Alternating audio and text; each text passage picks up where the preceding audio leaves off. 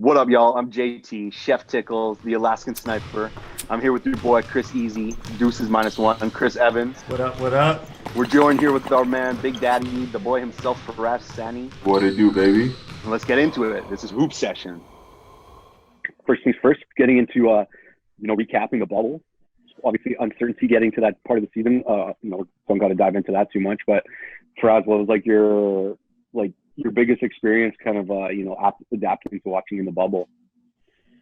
Oh man, not gonna lie, it couldn't have come at a better time because quarantine was taking a big toll. Like literally working from home every day kind of gets to you. Being on the West Coast though, I think we get very lucky with the timing of the games. So literally, like from the moment I woke up, from like I think what time were the first games at? I think like 9 a.m., 10 a.m. Something like 10, that, yeah. They were on at 1 p.m. back east. Yeah, back east, so it's like 10, right? So that's like money. Like my work day is like an hour and a half in, and then I got like basketball games starting. The living room was my office. Yeah. Straight up. But no, it was nice, man. It was nice having like 5-6 games a day, just like going on like back to back. Like you can just switch between them. Like just haven't had that, and it was like every day for a little bit. Yeah, and the thing is too, like the competition was still good, even though most of the seeding games were kind of pointless, right? Like all the top playoff teams, pretty much it was pointless, but the competition was still good. Yeah, they still came out in balls. Like that was actually kind of nice. Yeah. You know what it felt like? It felt like you're on League Pass. Like you didn't watch any games the first day, the day it happened. You're on League Pass, and just the next morning, just going through your games. JT, too. Like the morning, exactly. You're not looking at your phone all night. You're like, holy! Like there's so many games I can just go through at any point in time. You know. Exactly, and I think a big thing too was it was the first sport to come back. So there was nothing else going on, like you said, Faraz, like quarantine was kind of getting to everybody. It was the first sport to come back. Everybody was like super into it. I know at work, like they're always playing the Raptors games, like all these jackasses asking for the Raptors game, this and that. I have to go change it to the Laker games, but Yeah, I don't know, man. Yeah, all I'm saying is honestly, like the first 10 days where it was every day, it was just like it was heavenly. Yeah, straight up. Like just being in a conference call, like it was just on like mute in the background, and it's just like they must have known every 15 seconds. My eyes were just like, oh my god. I remember sitting through like a full staff meeting, like an hour, just watching the Indiana Miami playoff game. I was just sitting there, just completely not paying attention. Like the table's like over here, and I'm just completely watching over here. Dude, man, come on. They gotta know. They gotta know that's just the way it is. Man, I was just sitting there on my couch, completely unemployed because of Corona. Just living life 1 p.m. to 11:30 at night. Right, because you're in Toronto. Yeah, so in Toronto, just sitting there, nothing else to do. Yeah, your experience must have been different then. Yeah, it was quite fun. I was working at the CBL bubble tournament. So it was quite cool being there, filming live basketball at the tournament, and then coming home, or filming a practice and then coming home and then watching basketball the rest of my evening. Like the cool thing was for me is the night games were usually the Celtics in the first round because the Raptors, Brooklyn got the 1 p.m. games. So everybody back east was choked. I was like, you have nothing to do. You're working from home anyways, so just watch the game at 1. But for me, it didn't matter because we practiced at 1 or 2 in St. Catharines, and then I missed that game, whatever, and then I'd be able to catch my Celtics in the evening. Usually, I think the 6 o'clock game they were. So it was quite a cool experience watching it. The fans, though, the virtual fans, that thing was weird. I didn't like it too much. Yeah, the board just kept glitching. The production wasn't actually there. It was a good idea, I think, but I don't know. Did you guys ever try to be a fan? No, I looked into it. Yeah. And it's you have to be invited or either, what's it called? You have to be invited or pay a certain amount of money to go on special areas behind the backboard or a sideline. I see. Yeah, but man, I think that thing was so cheesy. Like, especially when they started putting celebrities in the stands, it's like the celebrities looked like they didn't want to be there. Other than Lil Wayne, that was dumb. that was classic. I think that was the highlight of the bubble right there. All of us would have been doing the same thing. Yeah. At least he tried to hide it. That's true. Yeah, at least he tried to hide it. They probably caught it the first time and just put it down. That's hilarious. That was good too because I kind of had the similar experience, Chris. Like before work, I would start at like 2 p.m. So first game was always the Milwaukee series. It was perfect. I get to see the Bucks and who they have first round? Orlando. Yeah. So that was good. So the timing usually worked out for me, and then the Lakers would play while I was at work, and then league passed it afterwards. Yeah. Like what do you think would have been like? I was just gonna say, like, what do you think would have been a better option to having the virtual fan? I honestly would have loved just crowd, like maybe a little bit of fans in the background, just quietly. But I would have loved sneakers squeaking on the floors, balls bouncing, players talking trash. Yeah. For me, that would have made the experience much better than blasting music, blasting announcer PAs, blasting fake fan noise. Because they were doing it. It wasn't just on TV. I think they were doing it right in the. They were doing it in the stadium. Yeah. So like in the players. So I think I listened to JJ Redick on his podcast, and he was explaining it. He was like, it was so loud you couldn't hear yourself think in the stadium. Like it felt like a real arena, but you're just looking around and there's like 20 people there. Yeah, or almost like more than a normal game. It sounds like from JJ Redick, right? He's somebody that doesn't get rattled. Yeah. Crazy. Because I definitely noticed it like in the later part of the playoffs and the final, where like they made it louder. Yeah, they made it louder. It was like actually affecting them. I guess that was like the court. Yeah, the thing is, I would love to hear the sneakers and the balls and the trash talking, but like the NBA is never gonna let that happen. No chance, man. Yeah, the players wouldn't let that. No, it's just like as soon as you hear what some of these guys say to each other, then it's just going to be like, well, there goes half the audience that's kids, like families watching, right? 100%. Like, I can't say what they say, but I've heard the things they say. That's the thing, like, it's all the sponsorship would go too, right? Yeah, like, 100%. Who knows, like Reebok or whatever, or so and so saying something, but then it would be like two, I don't even know, like grooms. They would know that they're being recorded, right? Like when you hear them mic'd up and they don't actually say anything. Yeah. Let's go. That's it. Yeah. Well, they definitely tell their teammates and the other team, like people that they know on their team, they're like, "Yo, I'm mic'd up." Like they definitely give a heads up to people saying like, yo, like watch out, don't say anything crazy because I'm like it could go live. For sure. But I don't think they would like I don't think the NBA would like actually ever post anything. Yeah, no. Or like record anything that's gonna go anything bad, right? Well, like everything would be recorded, but I think the NBA or the broadcast has final say on what gets put out. Oh, okay. Interesting. Like I think last year, that's almost like a NFL, like an NFL example. Last year, I think the Jets quarterback, Sam Darnold, was like picked up on a mic saying he's seeing ghosts out there. Oh. And it went viral and everybody's like, holy shit, like this guy's like seeing ghosts, like the defense is too good kind of thing. But then NFL Films got mad at whatever the broadcast was, ESPN or something, wherever the NFL was broadcasting. They got mad at them saying this was our footage, you weren't allowed to use it because we were going to use it for the year-end video. Oh, interesting. So it's like it's a broadcast like production company style who owns ownership. Yeah, exactly. Crazy. Faraz, who do you think like impressed you the most out of the whole bubble? Out of the whole bubble, player. Fuck, if I'm gonna go with a player that impressed me the most, it's a tie. It's the Donovan Mitchell, Jamal Murray little matchup we had. That I just wasn't expecting. It was just it was a nice hit to the face. Like, this guy's down, especially with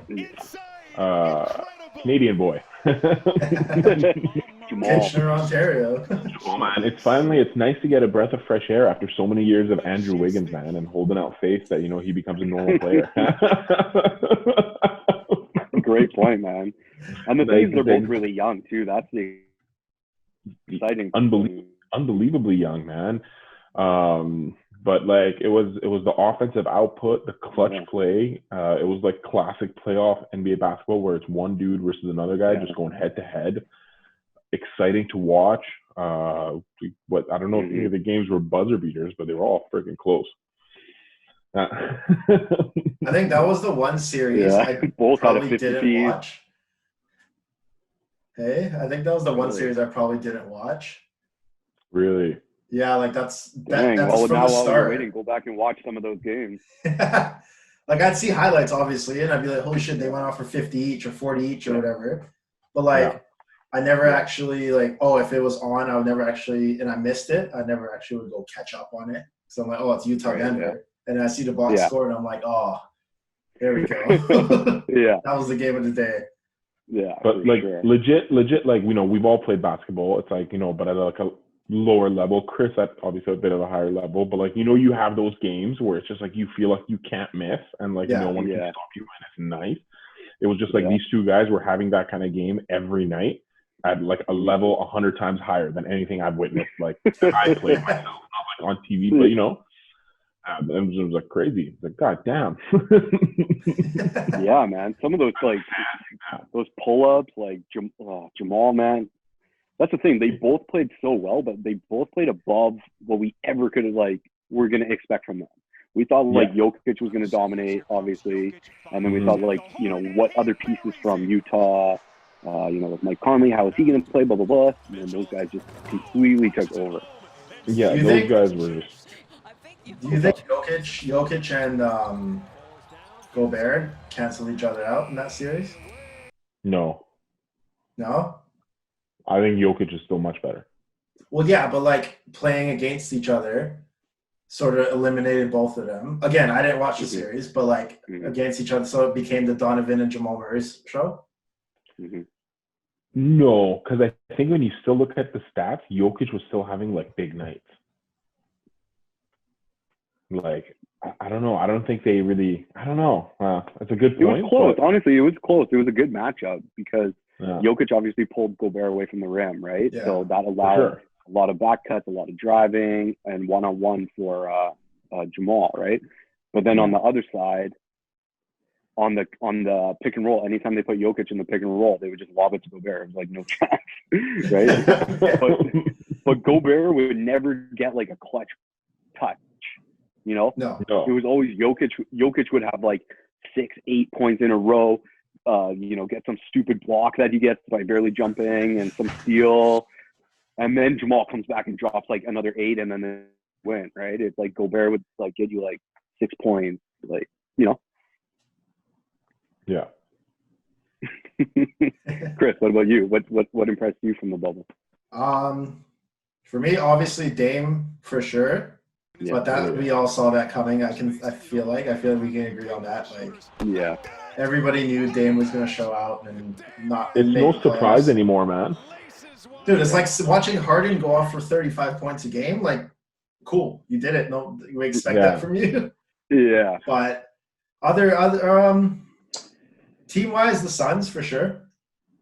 Like 13th seed in the West, going 8-0 in the bubble with like 2 quality wins over Dallas, beating the Clippers on a last-second shot by Booker. Like, that was insane just watching them do that.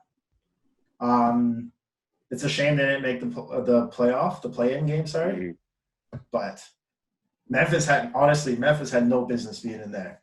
The way they held on to that 8th, 9th position was like, come on, like you're just ruining it for Phoenix. Like, I love Ja, but been in there.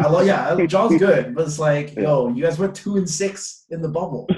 Like, why are you allowed to play in the 8th, like the playoffs? Like, Phoenix should have been able to get in, and they lost by 1 point, or Portland won by 1 point against Brooklyn at the end, and that's why they weren't in the playoff. But Well, with Phoenix, it was like it was almost like you know, when you go to like a tournament, like we're in high school, it's like like gang up, let's go to the bubble, let's fucking run 8-0. Like, even though they didn't make it to the playoffs, I think that's like a big team that's going to come out next year. Yeah. Depending on like what moves happen, et cetera, et cetera. But like, I think that was like a big, just like just similar to Denver, even, you know, like Denver never, they only brought one personal, like, family member once they opened it up. For family members to come, they only brought one person, Michael Porter Jr.'s dad. Like that, they're so focused, right? I feel like Phoenix was kind of like the same way, you know, just like, let's go there, like 3 weeks, see what the hell we can do, right? Yeah. Miami, baby. Yeah, that's exactly what Miami did. Dude.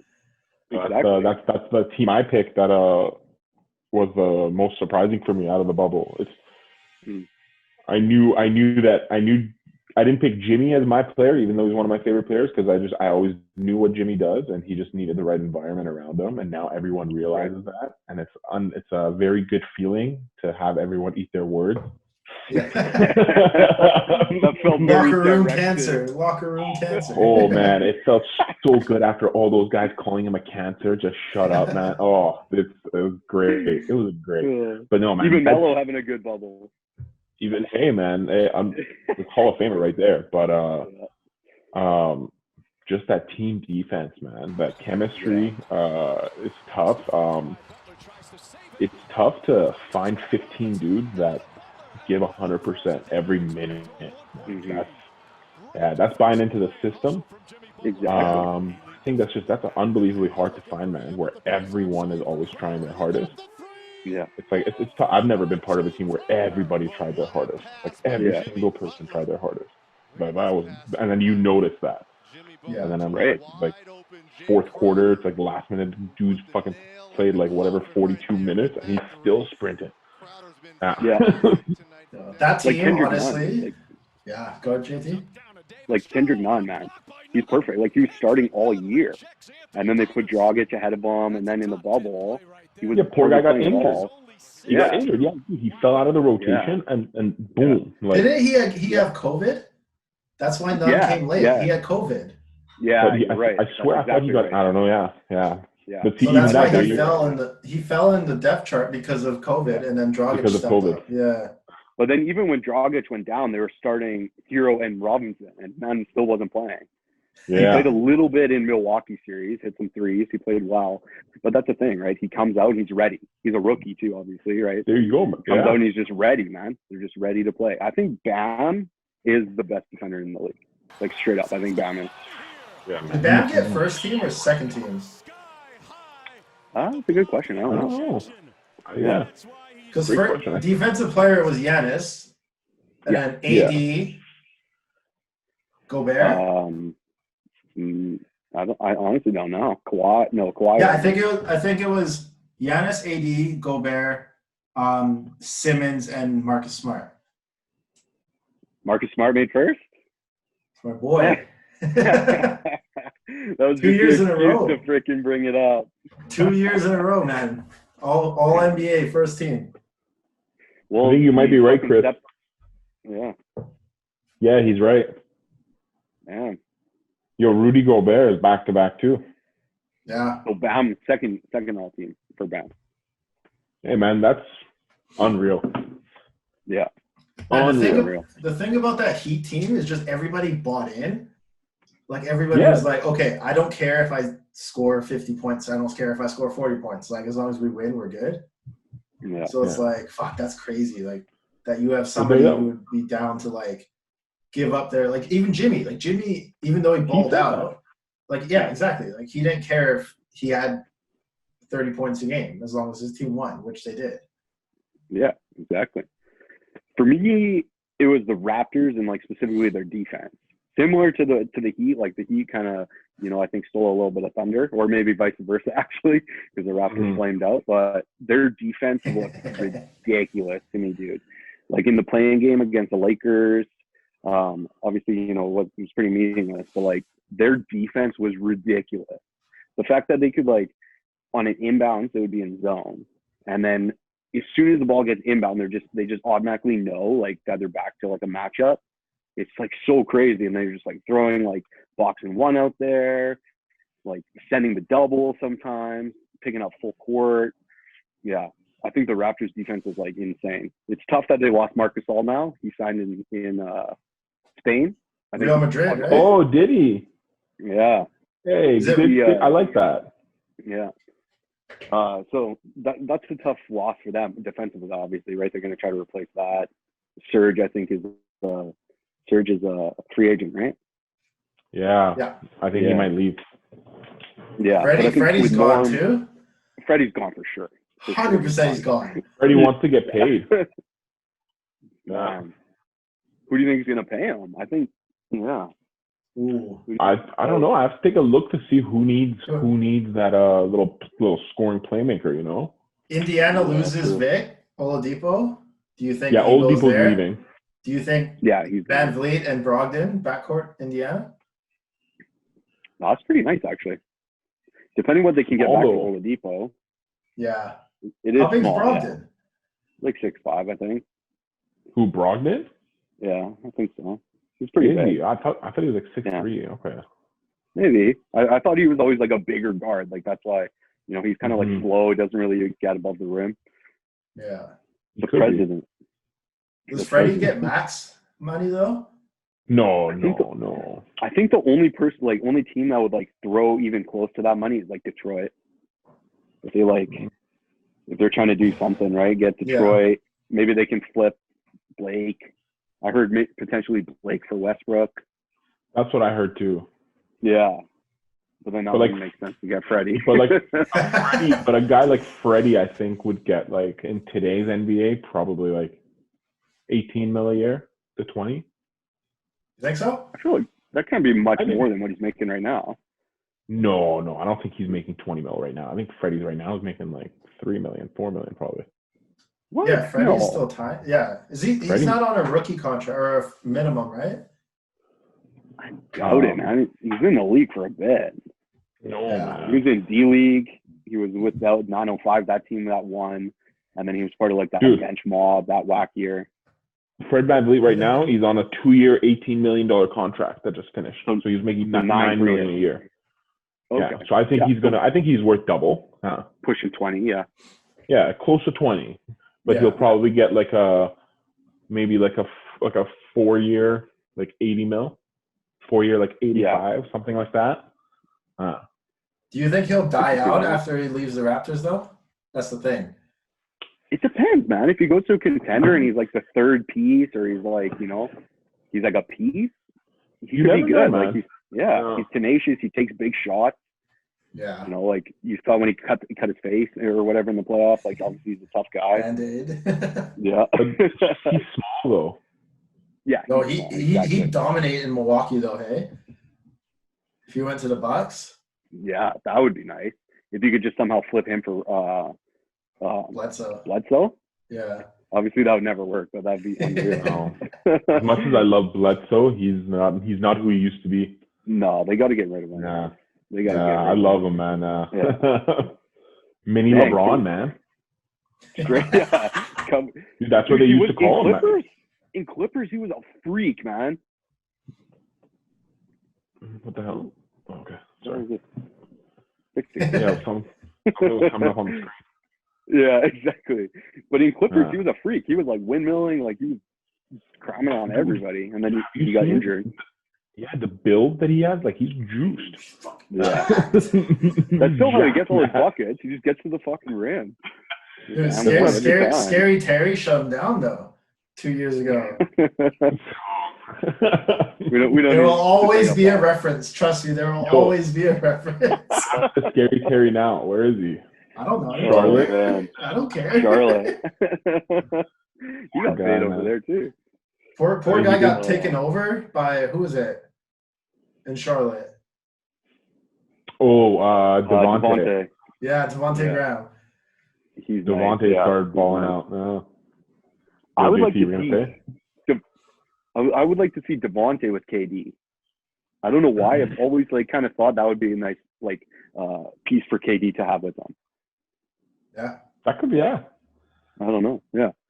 What do you? Anybody with KD would be unreal. That leads Faraz, like with KD and Brooklyn, with Kyrie, like obviously there's probably going to be some moves with that roster. Like, what do you think? What do you think is a realistic expectation for them out of the next year? Realistic expectation for next year? For Brooklyn and KD, like, what are you looking forward to? Yeah, man. I think any team that has KD, even coming off an Achilles injury, is automatically a finals contender. As crazy as that sounds. Yeah, I think he's earned that respect of being almost like LeBron level. Because I think if this injury hadn't happened, this year KD would have straight up just been the best player in the NBA. Like at this point onward, I think he's just number one. Yeah. Yeah. But man, next year, I mean, I'm looking forward to see what roster moves they do. Yeah. Because who do they have under contract? I think Dinwiddie is very nice to have there as a backup. Yeah, he's solid, man. He's solid. You were saying Devontae would be nice with KD. I think if they keep Karis LeVert, that's nice, man. Oh, that's unreal if they could keep him and Dinwiddie. Yeah. I don't know if they'll be able to kind of spread the wealth between those four. Is Karis a free agent? No. Is Karis a free agent? He might be because Dinwiddie's under contract. Yeah, I think LeVert's still under contract as well. Because if he is, I think that's a nice starting three, right? Like Kyrie, LeVert, KD. KD. Yeah. And then like Jared Allen's still nice, especially with KD. Like, you don't have to do much. That's all the rebounds right there. Jared Allen at the 5 and you keep switching him with DeAndre, like, Yeah, exactly. Matchup based, right? Who's the 4? Who do they have as a 4 man? I mean, coming out of the East. They don't really have a decent size. Yeah, that's what they'll have to grab, right? They'll have to get some more size. Like maybe they can make a move for Horford. He's kind of on the market. That'd be a nice little. Horford's contract is unreal, though. Like nobody's picking that up. True, good point. Yeah. But maybe they could get him for not as much value because they're taking on that contract. What about Simmons to Brooklyn for Karis and Dinwiddie and a pick? But I don't think Philly would do that. You don't think so? I don't think so. But Philly wants to get rid of one of the two, you're getting Karis and Dinwiddie back and Brooklyn's pick. That's pretty nice for both for Philly, I'll be honest. But that's not but I feel like the ball in Brooklyn. That makes them a little worse. Well, but you want Kyrie with the ball, right? Now Simmons, what the hell is he gonna do? So you have Simmons with the ball, with Kyrie spotting up. That's just weird, right? Yeah. I just don't think it really makes sense. I think like you have to build a team around Simmons like you do Giannis. I think that's the only way that you'll be able to like be successful with Simmons. I agree. Yeah. I think the pick and roll with Kyrie and KD is going to be stupid fun to watch. Oh my God, yes. It's going to be unstoppable. Unstoppable. I was like, what are you going to do? They're going to be top 4 in the East. But I think legit, it really matters. It really matters on how KD looks.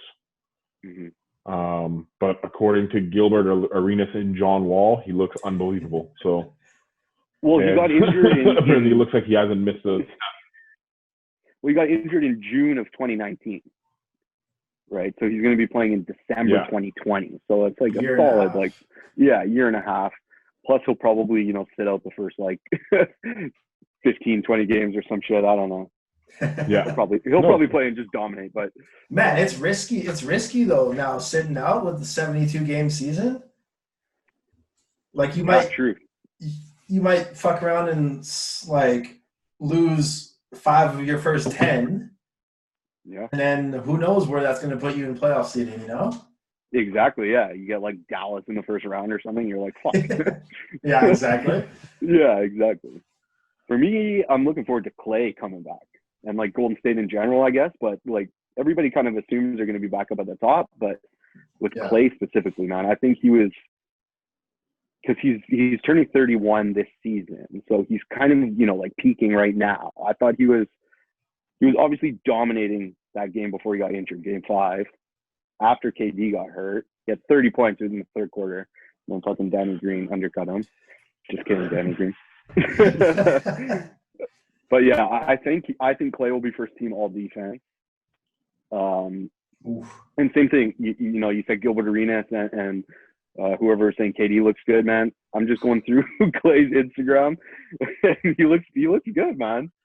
He's like shooting, working out, solid. Like his legs look good. And then they're supposed to have Lakers Warriors Christmas Day, so that should be really fun. Do you think it's going to be really fast starting December 22nd? Like, if whoever plays, there's probably going to be, 2 games December 22nd, like they usually do? Opening of the season, 2 games. Yeah, probably. Feature games. The 23rd is probably going to be stacked with just a whole bunch of games, and then 24th off, and then Christmas Day games. That makes sense, yeah. Yeah. Yeah, I didn't even think about it like that, but that makes sense. Yeah, I don't know. It's tough because there's some – you were going to speak on this, Chris. There's some teams that have had like 8 weeks off. And there's some teams that haven't played in like fucking 10 months. So it's hard to tell, right? Yeah. Like I want to know who's going to be like rusty, who's going to be tired, worn out.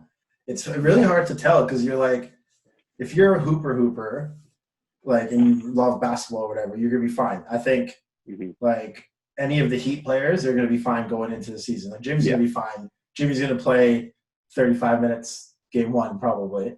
Yeah. Teams like the Lakers, like is LeBron's going to have to play that first game because it's ring ceremony most likely. Yeah. Then now his next game is going to be Christmas Day. You're going to have to play that game, and then what? You sit 10 games. Yeah.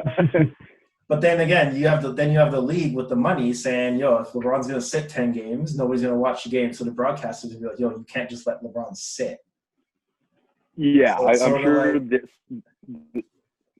I'm sure the agreement to come back on the 22nd was like directly correlated if LeBron's going to play or not. I think it was mostly LeBron's decision. No, man, $600 million they would have lost if they started in January. The league. That's so it's like million. Yeah, and then you put that in terms of what's it called? You put that in terms of the players' salaries. All that shit's gonna fucking go downhill. Yeah. So then, like, the players are like, do we play with a little bit of rest so we can get our season going normally and keep our money, or play in January and lose a bunch of money on our next contracts, you know? Yeah, it's true. And I think a big thing also is, like, who knows what the hell is going to happen in January. Maybe some more COVID shit's going to go down and there's just going to be no season at all. I think if they get the season up and going quickly and, you know, some players test positive, I think they'll be able to handle it and keep it going. Yeah. You know? Yeah. But then I think, like you were saying, kind of like if you're a hooper, if you're going to just keep rolling, I think that's where Phoenix will kind of just keep playing off of it, right? Like, we just won 8 in a row. We're pissed that we didn't make it to the playoffs. Yeah. I love Kelly Oubre, so. And apparently they're trying to make a play for Chris Paul, too, so. I hope he doesn't go there, man. No, I don't want him to go there. That team's cool factor would just. Oh, get out of here, man. No, honestly, though, that team is so cool to watch, and you put Chris Paul in there? Come on. Chris Paul's a boss, man. He deserves to go to an actual contender. Yeah. Completely different team, right? Man, I'm most excited to watch Dallas next year. OKC just, like, promoted their. Yeah. Dallas is going to be fun to watch. Stay healthy. If they stay healthy, and then if the Rockets dismantle, you think of that division, who's going to win that division? It's going to be Dallas. Yeah. You know what I mean? Like, New Orleans is going to be good, but they're still young. They're not going to win. Dallas has proven all-stars. Don't count out my Spurs, baby. Dude, Spurs ain't doing anything. Hey, shut your mouth. They didn't do anything in the bubble. We're about to get Kyle Kuzma, man. That's our future. Kyle Kuzma and Danny Green for DeRozan. Oh my God! I would call Greg Popovich and tell him what I witnessed with Danny Green outside my house, man. I'd tell him to cut him. Cheap ass.